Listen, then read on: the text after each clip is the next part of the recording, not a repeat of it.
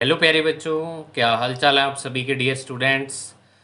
तो देखिए प्यारे बच्चों, अपने कर रहे थे फिजिक्स का चैप्टर नंबर 4 इलेक्ट्रिक कैपेसिटेंस। ठीक है, तो इसमें क्या था कि बच्चों आपके आज पार्ट नंबर 16 है और आज अपने वो वाले टॉपिक डिस्कस करने जा रहे हैं जो चैप्टर में मैंने छोड़ दिए थे। ठीक है, हालांकि ये आपके टॉपिक पहले आ चुके हैं चैप्टर में, यानी कि जो आपको टॉपिक करवाए हैं उनके बीच में ही थे, लेकिन ये टॉपिक मैंने एक बार छोड़े थे। ठीक है ना, तो आज उन टॉपिक को करेंगे। पहला जो टॉपिक है वो फ्रिंजिंग इफेक्ट का है, या फ्रिंजिंग इफेक्ट इसको कह सकते हो आप।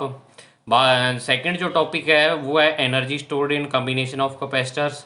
और थर्ड जो अपना टॉपिक है वो आपके पास effect of dielectric medium present between the plates of capacitor. ठीक है, ये तीन टॉपिक थे, तीनों रह गए थे और इसके बाद अपना एक लास्ट टॉपिक रह जाएगा। ये टॉपिक मैं भूला पड़ा था, अभी ये टॉपिक भी पढ़े हैं अभी, तो मैंने लास्ट टॉपिक करवाने से पहले ये वाले टॉपिक आपको करवाने उचित समझे, तो अपने आज इन तीनों टॉपिकों को समझेंगे। थियोरटिकल टॉपिक है, ज़्यादा न्यूमेरिकल ज़्यादा मैथमेटिकल काम नहीं है, तो तभी मैं आपको ऐसे पढ़ा रहा हूँ। तो चलिए स्टार्ट करते हैं आज की वीडियो। देखिए बच्चों, अपना जो टॉपिक है आज का वो वाला टॉपिक है फ्रिंजिंग इफेक्ट। ठीक है ना, फ्रिंजिंग, इसको देखो गूगल ट्रांसलेट पे जब मैंने इसको बुलवाया तो उसने इसको फ्रिंजिंग कहा। ठीक है ना, तो फ्रिंजिंग ही मैं बोलूँगा इसको, बाकी आप देख लेना फ्रिंजिंग है या फ्रिंगिंग है कुछ भी। तो देखो आप एक चीज़ मैं आपको पहले आज और वीडियो के स्टार्ट करने से पहले आपको कहना चाहूँगा कि बहुत सारे स्टूडेंट ये कहते हैं कि सर आप परमानेंट बोर्ड पर पढ़ाओ।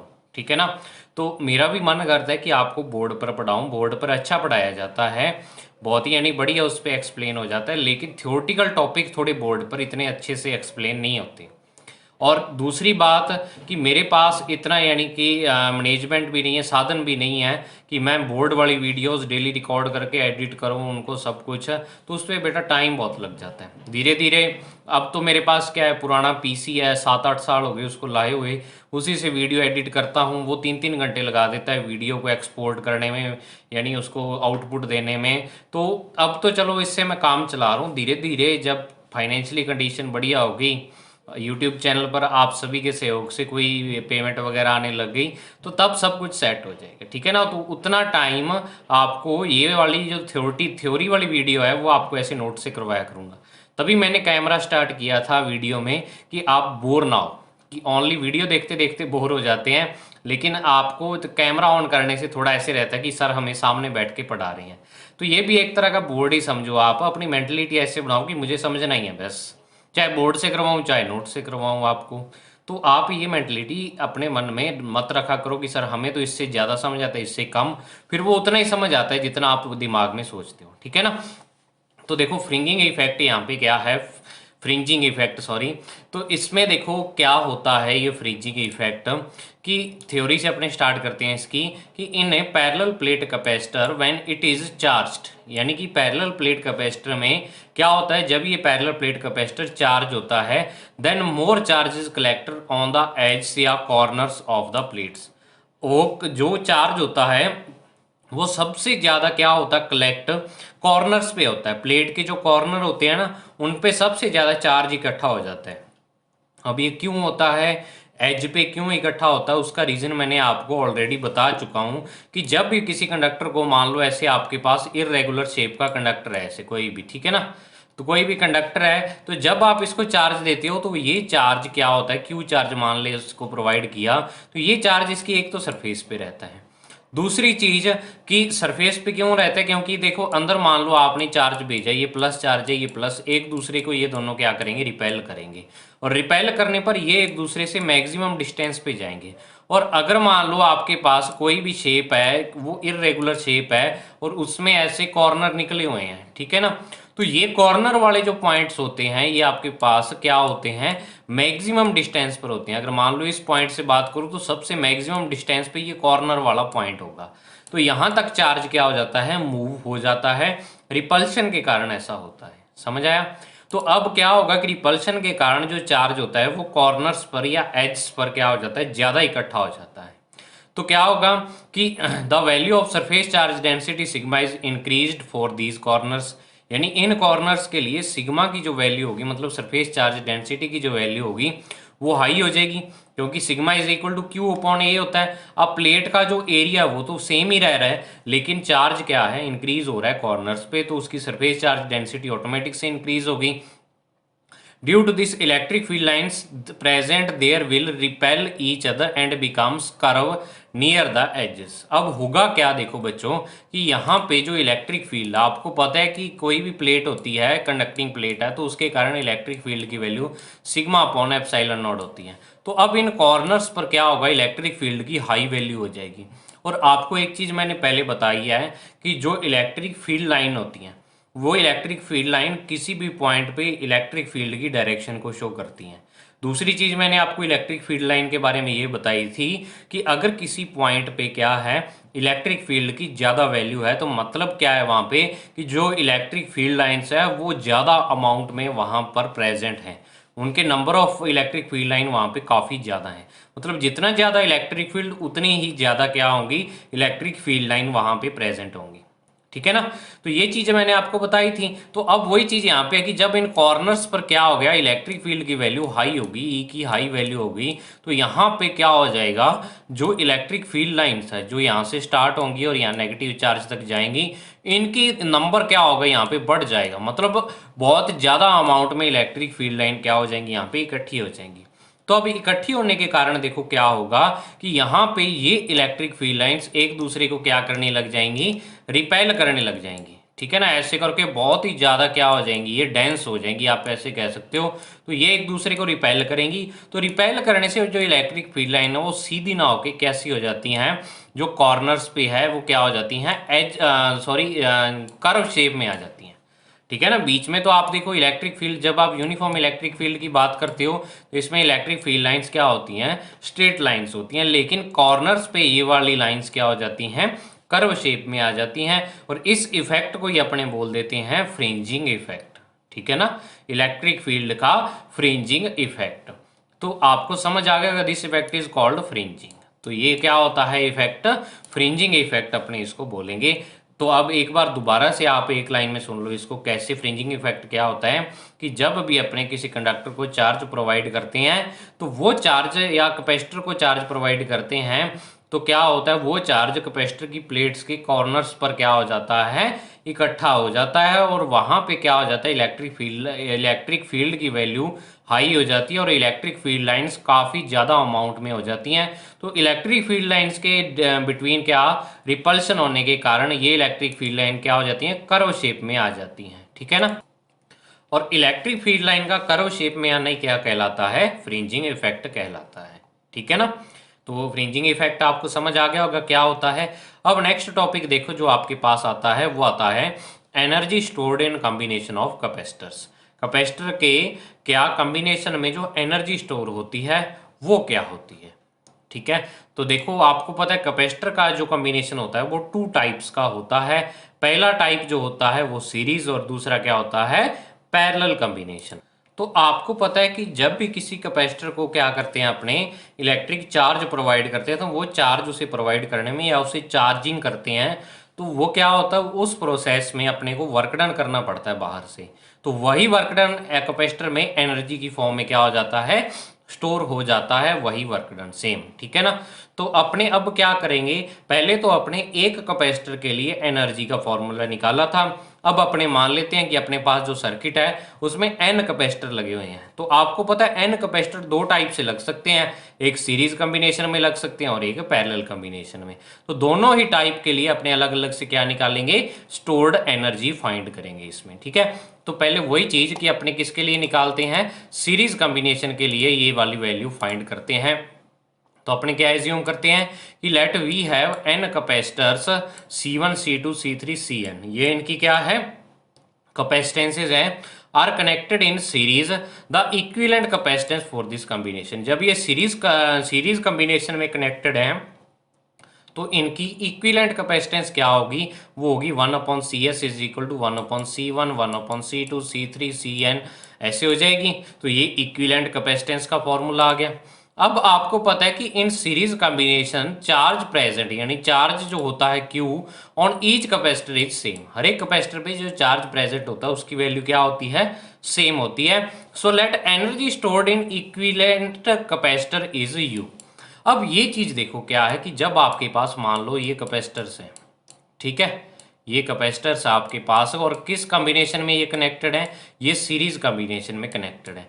तो मैंने आपको बताया था कि इनका इक्विवेलेंट कैपेसिटेंस क्या होती है कि अगर मान लो इनकी इक्विवेलेंट कैपेसिटेंस 2 म्यू फैराड आ रही है, कितनी आ रही है, 2 म्यू फैराड आ रही है, तो इसका मतलब ये है भी आप इन तीनों को हटा के और यहाँ पे क्या कर सकते हो, 2 म्यू फैराड का एक ही कैपेसिटर यूज कर सकते हो। चाहे आप ये तीनों सीरीज में यूज करो और चाहे आप 2 म्यू फैराड का एक ही कैपेसिटर यूज करो, बात एक ही है दोनों की। तो इस 2 म्यू फैराड को अपनी इक्विवेलेंट कैपेसिटेंस बोल देते हैं।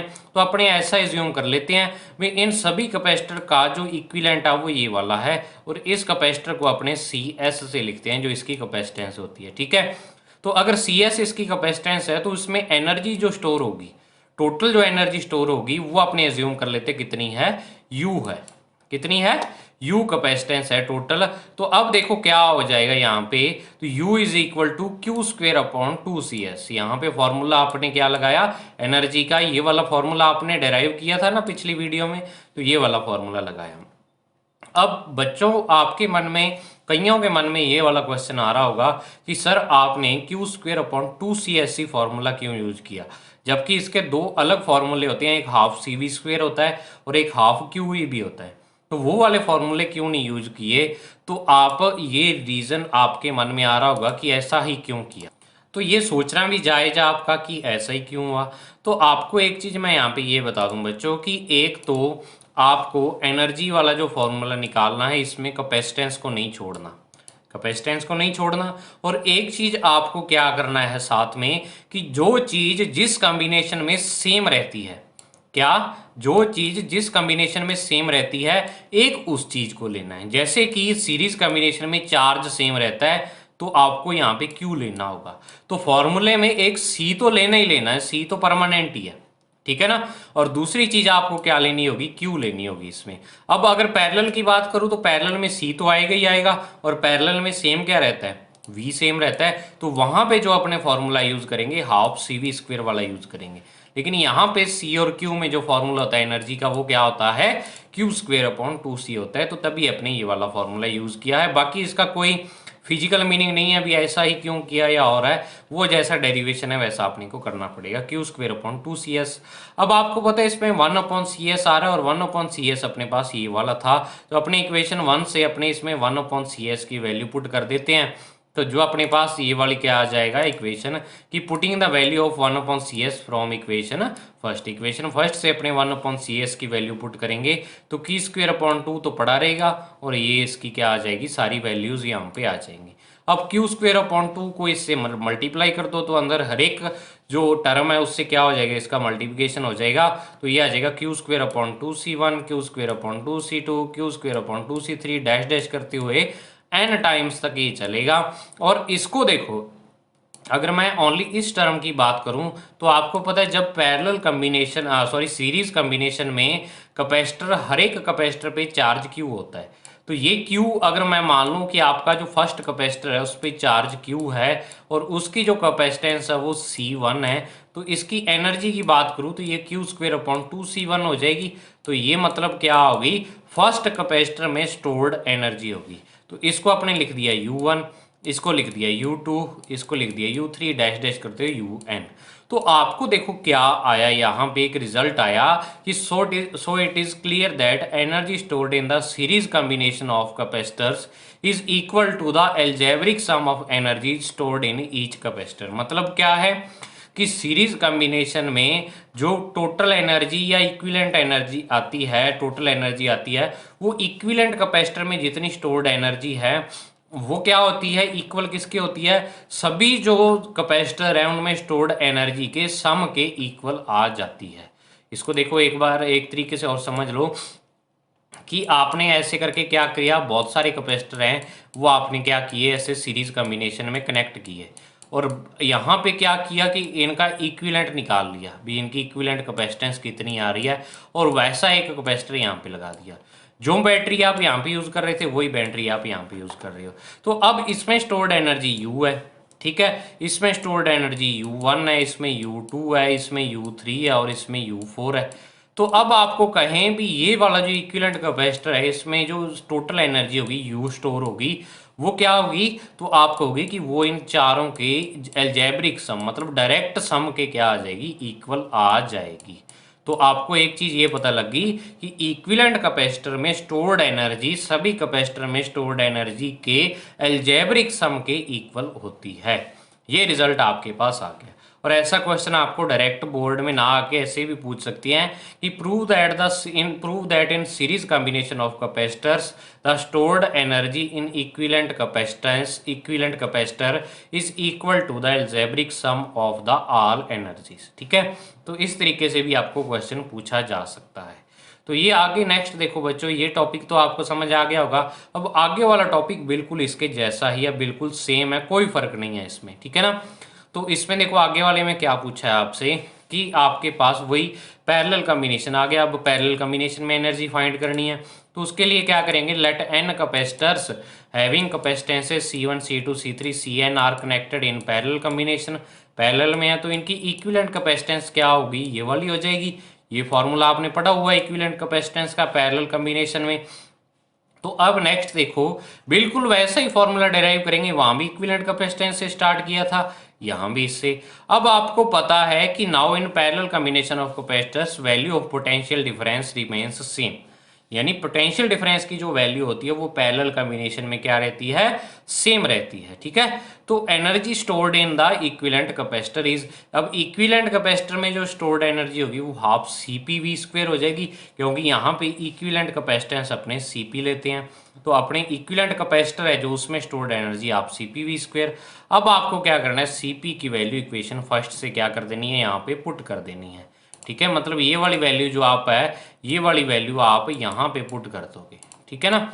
यहाँ Cp की वैल्यू पुट कर दोगे, तो Cp की वैल्यू जब आप पुट करोगे तो आपके पास जो रिजल्ट आ जाएगा वो ये आ जाएगा। अब V² का क्या करो, अंदर हर एक से मल्टीप्लाई कर दो, तो ये आप C1V², C2V², C3 ऐसे करते CnV²। तो अब ये वाली जो एनर्जी है ये U1 लिख दिया आपने, और ये एनर्जी कौन सी है, जो आपके फर्स्ट कैपेसिटर में स्टोर्ड है। ये वाली एनर्जी या जो आपके सेकंड कैपेसिटर में स्टोर्ड है, ये वाली जो आपके थर्ड में। तो इसी टाइप से एन कैपेसिटर में जो स्टोर्ड एनर्जी का सम है वो इक्विवेलेंट कैपेसिटर में स्टोर्ड एनर्जी के क्या आता है, इक्वल आता है। तो बिल्कुल वैसा ही इसमें क्या लिखेंगे, लाइन लिखेंगे कि so it is clear that in parallel combination of capacitors energy stored is equal to the algebraic sum of energy stored in each capacitor. ठीक है, जो एनर्जी स्टोर होती है इक्विवेलेंट कैपेसिटर में वो सारी एनर्जी के क्या होती है, अलजेब्रिक सम के इक्वल आ जाती है। तो बिल्कुल सिंपल सा टॉपिक था, इसको एक दो बार लिख के देख लो, आपके आराम से याद हो जाएगा। आधे बच्चों को तो अभी याद हो गया होगा ये वाला टॉपिक। ठीक है, तो बिल्कुल घबराना नहीं है, बहुत ही अच्छे तरीके से इन टॉपिक्स को समझना है। एक चीज़ मैं आपको और बताना भूल गया कि ये वाला जो टॉपिक था ना ऊपर वाला फ्रिंजिंग इफेक्ट, ये टॉपिक आपके बोर्ड में पूछा जा चुका है। अब जो आपकी बुक है, बुक में आपको दिखा देता हूँ मैं इसको। ये आपकी राजस्थान बोर्ड की बुक है, तो इसमें ये वाला टॉपिक आपको मिलेगा कहाँ, कि जब अपने पैरेलल प्लेट कैपेसिटर किया था, प्रिंसिपल ऑफ कैपेसिटर के बाद पैरेलल प्लेट कैपेसिटर आया था ये वाला। ठीक है, तो इसमें क्या आता है, जब अपने इसकी कैपेसिटेंस निकालते हैं Q/A∈0, तो सॉरी तब आता है फ्रिंजिंग इफेक्ट। ठीक है, ये फ्रिंजिंग आ गया। तो आपको देखो पेपर में सीधा फ्रिंजिंग भी आ सकता है, फील्ड इफेक्ट ऑफ फ्रिंजिंग ऐसे करके भी आ सकता है, या इलेक्ट्रिक फील्ड का फ्रिंजिंग इफेक्ट ऐसे भी आ सकता है, किसी तरीके से आ सकता है। आपको फ्रिंजिंग वर्ड को याद रखना है, ठीक है ना। तो ये वाला टॉपिक हो गया अपना। अब देखो एक टॉपिक और बच रहा था अपना, वो एनर्जी वाला तो कर ही लिया।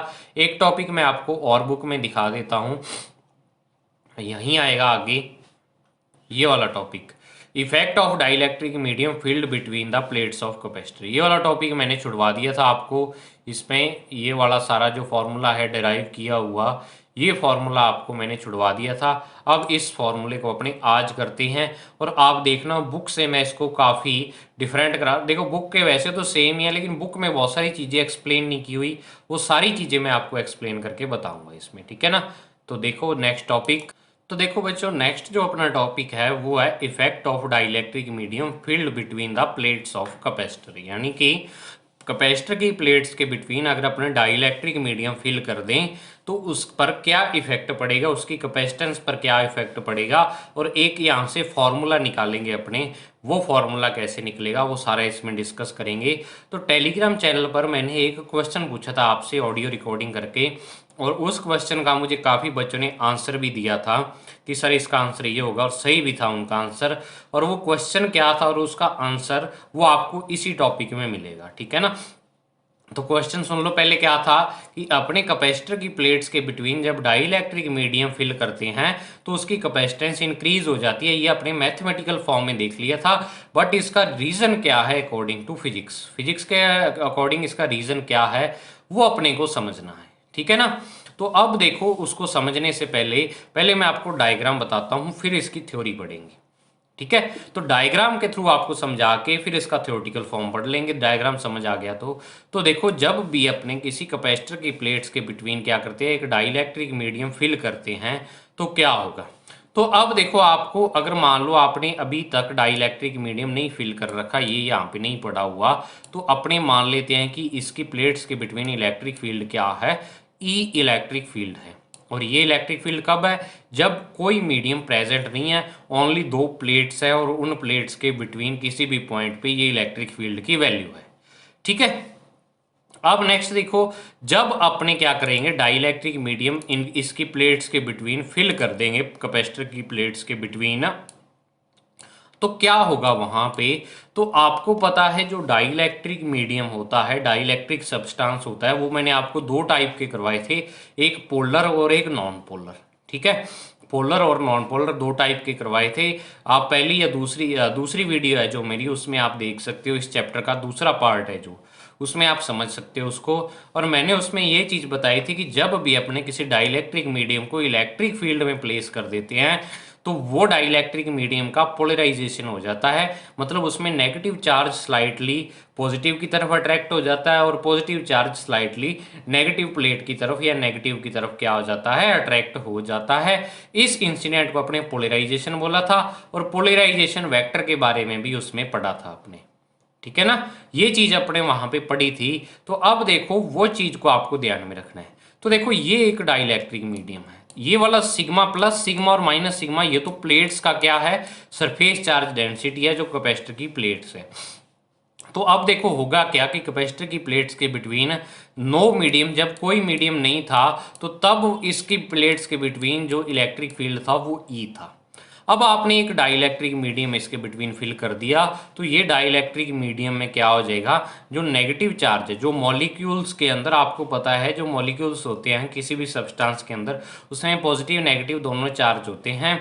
नेगेटिव चार्ज की फॉर्म में इलेक्ट्रॉन होते हैं, पॉजिटिव चार्ज की फॉर्म में इसमें क्या होते हैं, न्यूक्लियस होता है, ठीक है। तो वो क्या होता है, इलेक्ट्रॉन पॉजिटिव चार्ज की तरफ और न्यूक्लियस नेगेटिव चार्ज की तरफ क्या होता है, अट्रैक्ट होता है। अपोजिट चार्ज एक दूसरे को अट्रैक्ट करते हैं।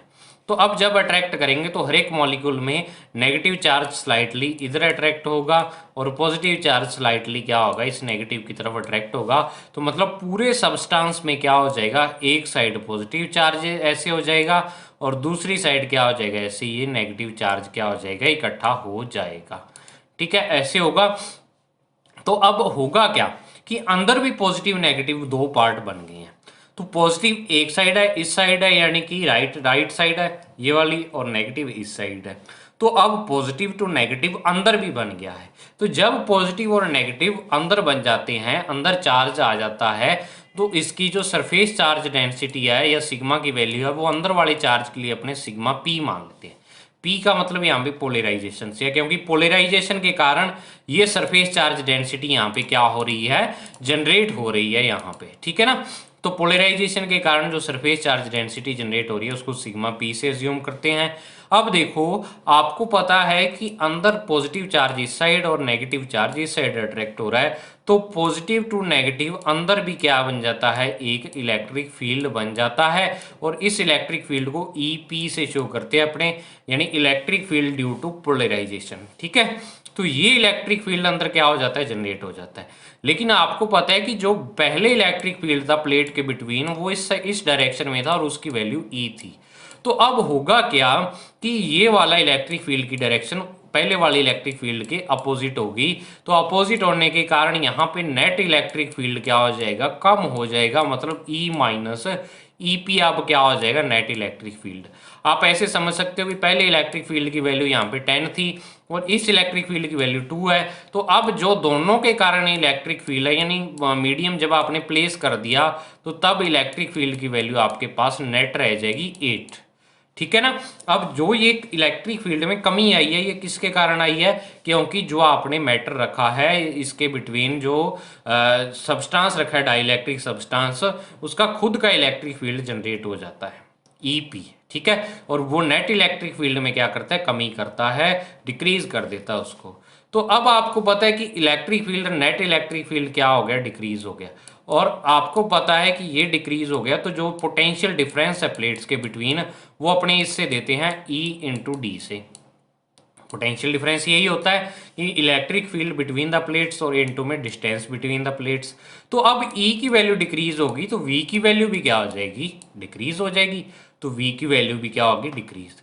तो जब E और V दोनों डिक्रीज हो गए तो आपको पता है कि जो कैपेसिटेंस होती है C, उसकी वैल्यू क्या होती है, Q अपॉन V होती है कैपेसिटेंस की वैल्यू। तो Q अपॉन V में जब V की वैल्यू डिक्रीज होगी तो C की वैल्यू क्या हो जाएगी, इंक्रीज हो जाएगी। मतलब कि डाई इलेक्ट्रिक मीडियम को प्लेस करने पर जो आपका कैपेसिटर है उसकी कैपेसिटेंस इंक्रीज हो जाती है। और किस कारण होती है, एक लाइन में अगर आंसर बताना हो कि प्लेट्स के between net electric field decrease हो जाता है, जिसके कारण पोटेंशियल डिफरेंस में भी क्या हो जाता है, डिक्रीज होना स्टार्ट हो जाता है। और पोटेंशियल डिफरेंस डिक्रीज होने से कैपेसिटेंस क्या होती है, इंक्रीज होती है, क्योंकि कैपेसिटेंस और पोटेंशियल डिफरेंस एक दूसरे के क्या होते हैं, इनवर्सली प्रोपोर्शनल होते हैं। ठीक है, तो आप इस तरीके से क्या कर सकते हो, इसको एक्सप्लेन कर सकते हो। अब जो मैंने ये सारी कहानी आपको बताई है ये सब कुछ आपको थ्योरेटिकली लिखना पड़ेगा। तो ये थ्योरी यहाँ से स्टार्ट होगी और यहाँ से थ्योरी चलती है, विल इंक्रीज। ठीक है ना। तो एक बार पढ़ लेते हैं इसको, वैसे आपको समझ आ गया होगा मुझे लगता है कि मैंने dielectric medium dielectric substance is field between the plates of capacitor then its molecule will arrange linearly according to the electric field. तो इसके मॉलिक्यूल क्या हो जाते हैं, अरेंज हो जाते हैं इलेक्ट्रिक फील्ड के अकॉर्डिंग, मतलब कि नेगेटिव वाली साइड पॉजिटिव और पॉजिटिव वाली साइड नेगेटिव आ जाता है। तो an induced dipole moment and induced electric field is generated in the dielectric medium. अब क्या होगा कि डाइलेक्ट्रिक जो मीडियम रखा हुआ है तो उसमें नेगेटिव पॉजिटिव अलग अलग हो गए, नेगेटिव पॉजिटिव थोड़े थोड़े क्या हो गए, एक दूसरे से दूर हो गए। तो इसका क्या बन जाएगा, एक डाइपोल मोमेंट भी बनेगा, मतलब यहाँ पे P की वैल्यू भी जनरेट हो जाएगी और इलेक्ट्रिक फील्ड भी क्या हो जाएगा, जनरेट हो जाएगा। ठीक है, तो because in dielectric substance charge present in molecules attraction opposite charges on plates and dielectric medium will be polarised. क्या होगा कि जो इस डाइलेक्ट्रिक मीडियम के अंदर चार्ज प्रेजेंट होगा वो अपोजिट चार्जेस की तरफ क्या होगा, अट्रैक्ट होगा और आपका जो सब्सटेंस है डाइलेक्ट्रिक सब्सटेंस वो पोलराइज्ड हो जाएगा। ठीक है, नेक्स्ट क्या है, let induced charge density in dielectric medium is sigma P. Induced charge density अपने एज्यूम कर लेते हैं डाइलेक्ट्रिक मीडियम की कितनी है, सिग्मा पी है। So due to this induced electric field E P is generated between the plates. और इस सिग्मा पी के कारण जो ये आपको पता है कि इलेक्ट्रिक फील्ड की वैल्यू जनरल वैल्यू क्या होती है, सिग्मा अपॉन एप्सिलॉन नॉट होती है प्लेट्स के लिए।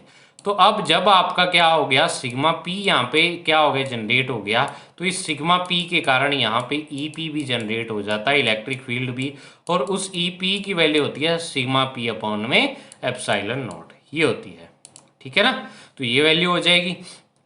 This induced electric field will decrease the value of electric field between the plates due to opposite direction।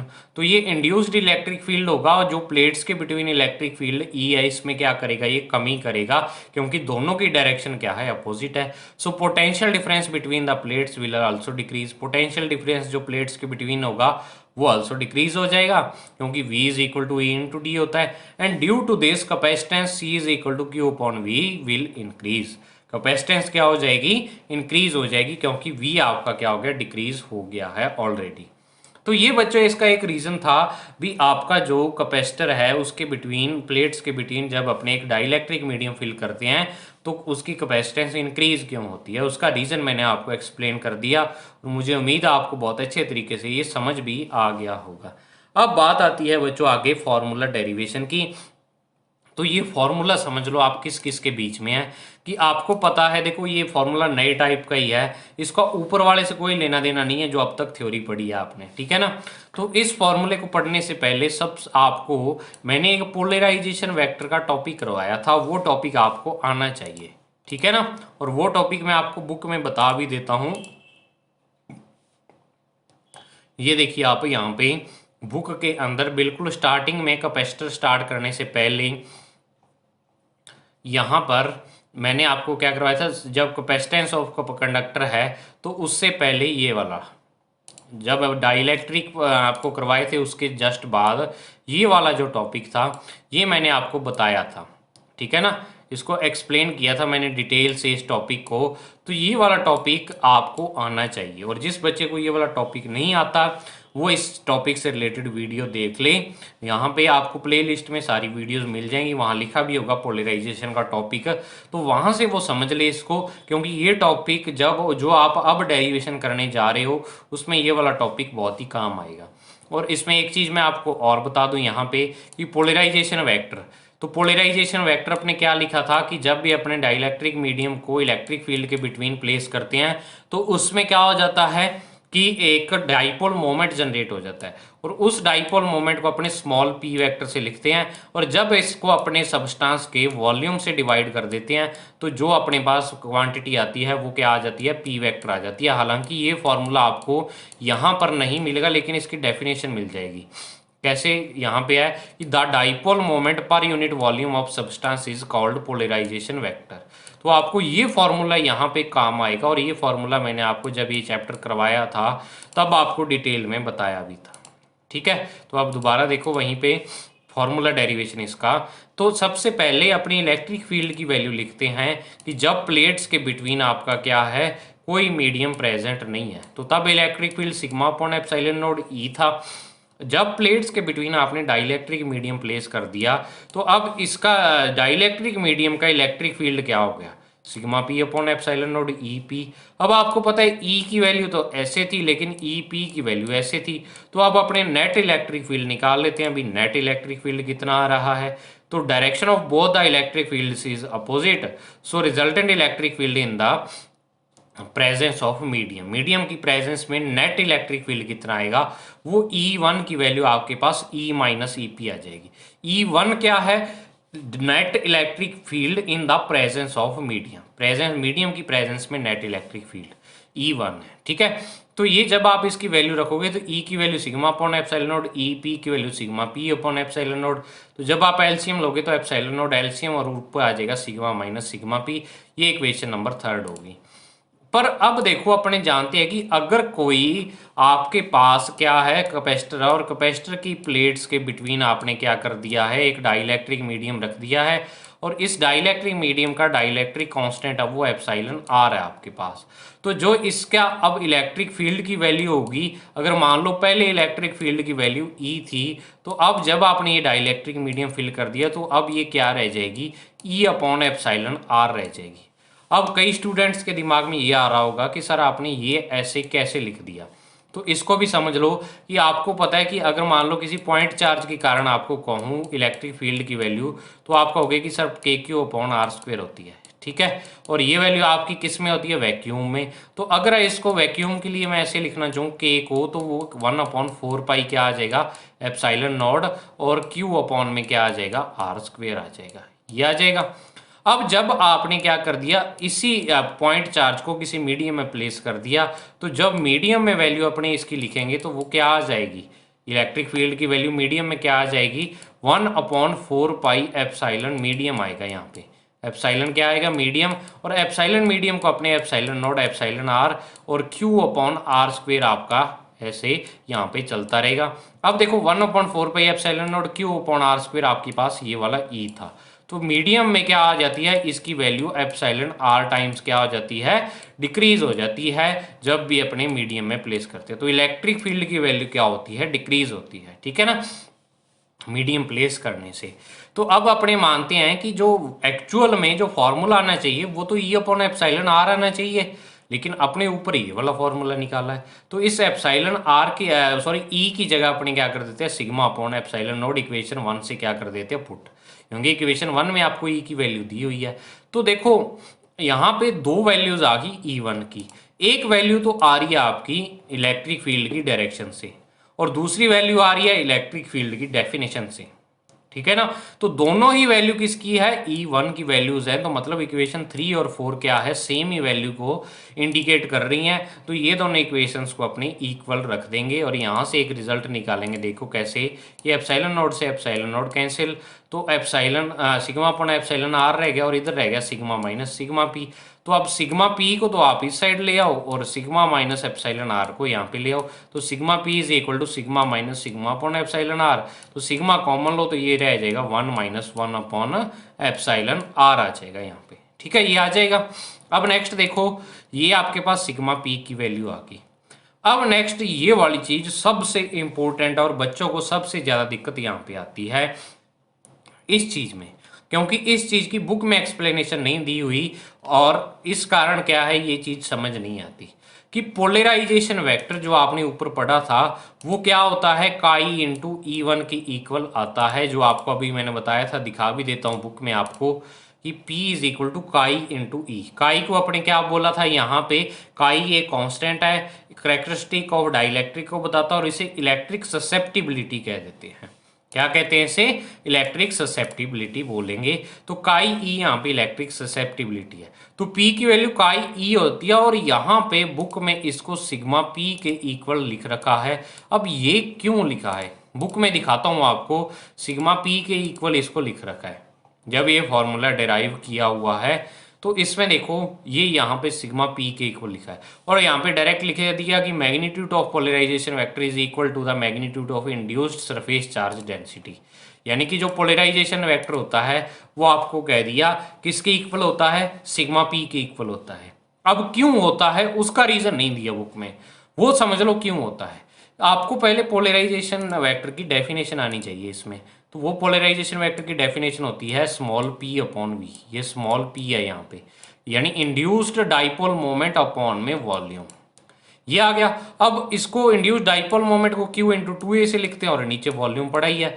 अब इसकी यूनिट निकालो आप, तो q की यूनिट सी कुलाम, 2a यानी कि डिस्टेंस है तो मीटर और अपॉन में मीटर क्यूब, तो मीटर से मीटर क्यूब का ये कैंसिल, तो कुलाम अपॉन मीटर स्क्वायर, और आपको पता है coulomb upon metre square surface charge density की यूनिट होती है।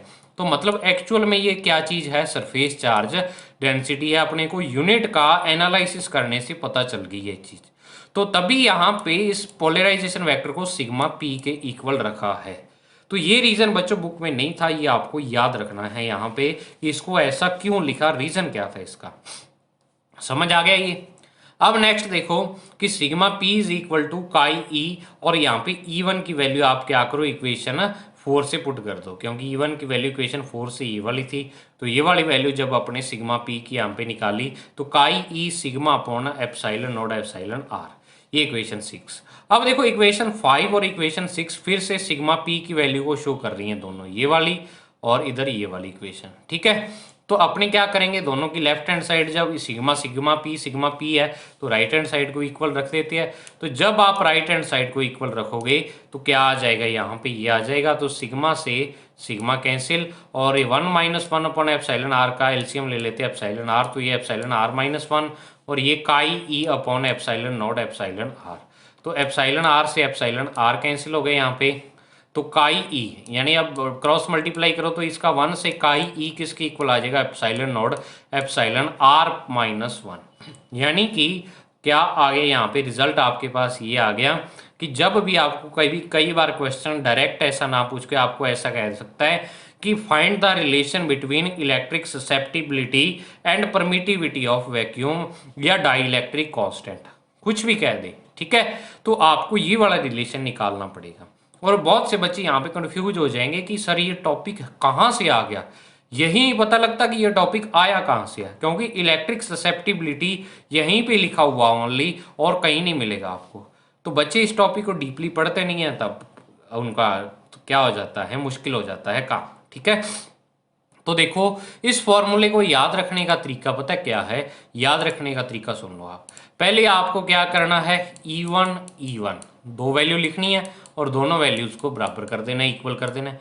फिर आपको सिग्मा पी की दो वैल्यूज लिखनी है और दोनों को क्या कर देना है, इक्वल कर देना है। अब लिखनी कैसे है वो आपको ये सारे स्टेप्स निकालने पड़ेंगे। यही किया आपने, E1 की वैल्यू पहले यहाँ पे लिखी, फिर E1 की यहाँ पे लिखी, थर्ड और फोर्थ से बराबर कर दिया, दोनों को इक्वल कर दिया। फिर अपने सिग्मा पी की वैल्यू यहाँ पे लिखी, फिर सिग्मा पी की यहाँ पे और सिग्मा पी को इक्वल कर दिया, तो ये फॉर्मूला आ गया। तो देखो ये बच्चों फॉर्मूला मैंने आपको तभी पहले नहीं करवाया था क्योंकि इस फॉर्मूले में बहुत सारे बच्चे देख के घबरा जाते हैं और आगे वाला चैप्टर उनके समझ में नहीं आता, इसकी टेंशन लेके बैठ जाएंगे। और इसको याद करने का तरीका मैं आपको बता दूं कि अगर इस फॉर्मूले को आपने 3 से 4 बार अपनी रफ कॉपी में नहीं लिखा तो बिल्कुल नहीं याद होगा, फिर आस छोड़ दो इसकी याद होने की। 3-4 बार आपको लिख के देखना पड़ेगा क्योंकि इसके स्टेप्स थोड़े से हार्ड हैं, कैलकुलेशन थोड़ी सी हार्ड है, लेकिन जब आप ट्राई करते हो, उसकी प्रैक्टिस करते हो, तो प्रैक्टिस के आगे सब कुछ फेल हो जाता है, कुछ भी हार्ड नहीं रहता। तो प्रैक्टिस इसकी जरूर करो तभी फॉर्मूला ये आपके याद होगा। ठीक है ना, तो ये बच्चों आपका आज का टॉपिक था। अब एक टॉपिक इस चैप्टर का बचा है और वो बहुत ही इंपॉर्टेंट टॉपिक है। नेक्स्ट वीडियो मैं बोर्ड पर करवाऊंगा उसको, क्योंकि वो सारा डेरिवेशन है और 2 डेरिवेशन उसमें बहुत बड़े बड़े डेरिवेशन है, तो वो टॉपिक अपने नेक्स्ट पार्ट में क्या होगा, कंप्लीट कर लेंगे। तो इस वीडियो को आप जरूर आगे से आगे देखें, लाइक करें, शेयर करें, अपने फ्रेंड्स के साथ इसको शेयर करें और सब्सक्राइब करवाएं चैनल को। नवदीप सर को आप फीस के रूप में चैनल को शेयर करवाना दे सकते हो। ठीक है ना, चैनल को शेयर करो और ऐड देखा करो आप ज़्यादा से ज़्यादा। ठीक है ना, तो बाकी यानी कि शेयर और सब्सक्राइब चैनल को करते रहें अपने फ्रेंड्स के साथ, यही मेरी फीस होगी। तो मिलते हैं बच्चों नेक्स्ट वीडियो में, तब तक के लिए thank you, have a nice day dear students.